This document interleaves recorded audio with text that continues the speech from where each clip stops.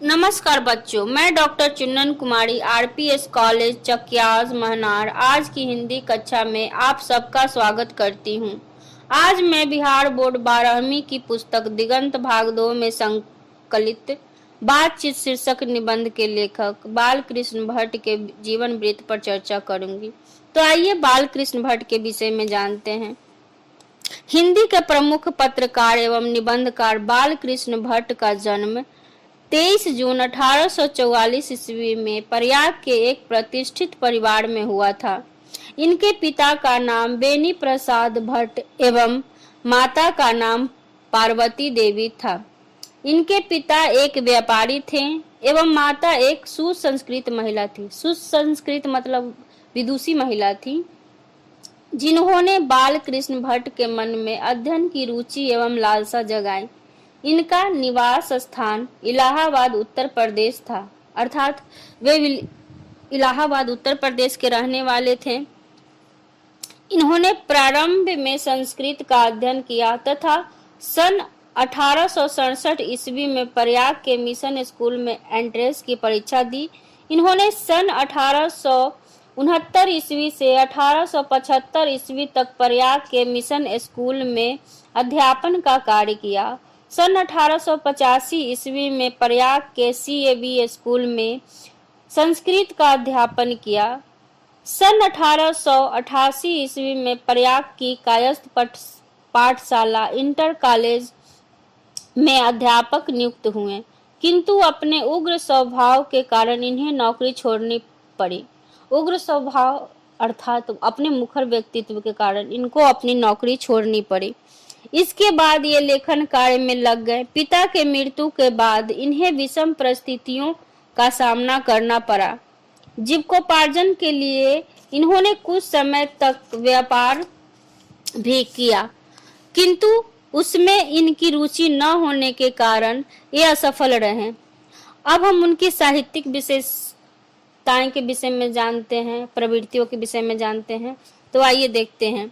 बाल कृष्ण भट्ट भारतेंदु युग के प्रमुख साहित्यकारों में से एक हैं। भारतेंदु हरिश्चंद्र की प्रेरणा से सन 1877 ईस्वी में हिंदी प्रदीप नामक मासिक पत्रिका निकाली एवं 33 वर्षों तक निकालते रहे।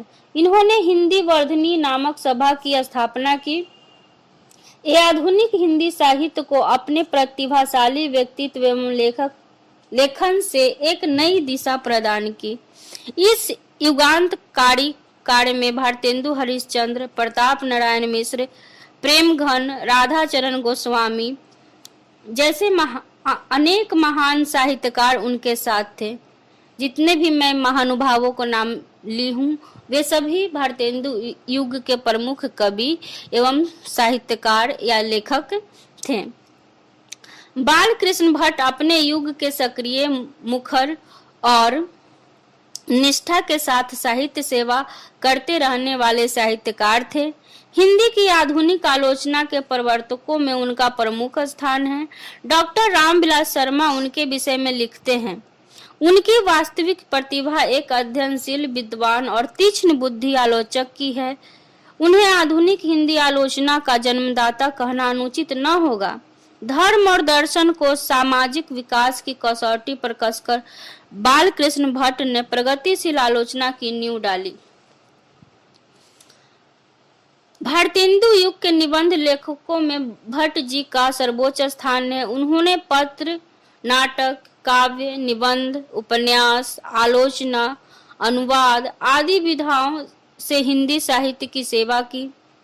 समसामयिक विषयों पर उन्होंने जमकर लिखा। इन समसामयिक विषयों में जैसे कि बाल विवाह, स्त्री शिक्षा, महिला स्वातंत्र्य, राजा प्रजा, कृषकों की समस्याएं, अंग्रेजी शिक्षा, देश सेवा, अंधविश्वास आदि विषयों पर भी उन्होंने खूब लिखा। विविध मनोभावों और भाषा साहित्य के विषयों पर भी खुलकर लिखा। व्यक्तित्व व्यंजक, आत्मपरक, कलात्मक निबंध भी उन्होंने लिखा। साहित्य की दृष्टि से बाल कृष्ण भट्ट के निबंध अत्यंत उच्च कोटि के हैं। आचार्य रामचंद्र शुक्ल ने निबंधकार के रूप में उन्हें अंग्रेजी साहित्य के एडिशन और स्टील की श्रेणी में रखा है। अगर हम उनकी भाषा के ऊपर बात करते हैं तो देखते हैं कि भाषा की दृष्टि से बाल कृष्ण भट्ट का स्थान ऊंचा है। भावों के अनुकूल शब्दों का चुनाव करने में भट्ट जी बड़े कुशल थे।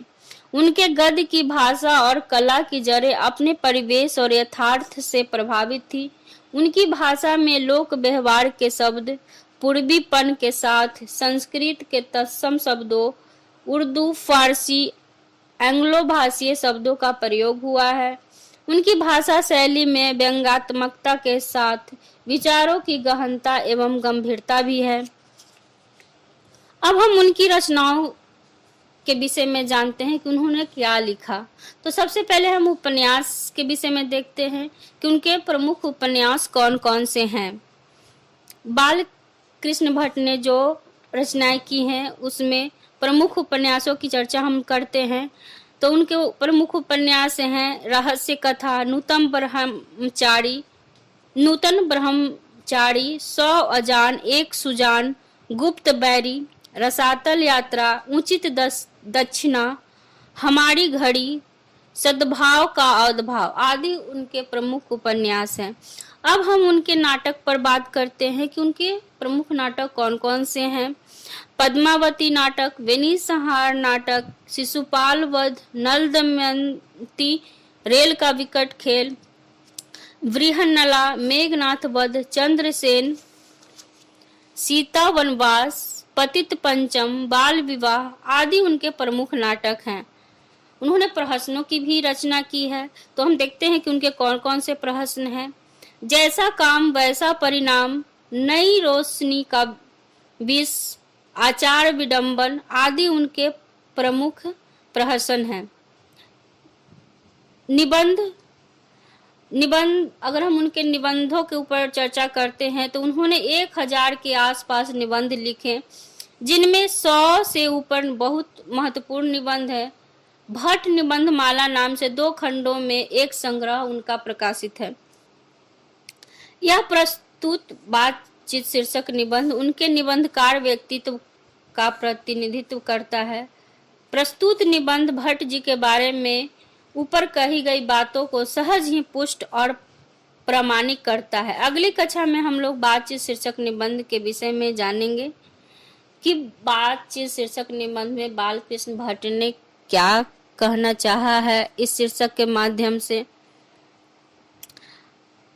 इस वार्ता से संबंधित आपके मन में जो भी प्रश्न हो उसे कमेंट बॉक्स में लिखकर प्रेषित करें। यथासंभव मैं उसका जवाब देने का कोशिश करूंगी। धन्यवाद।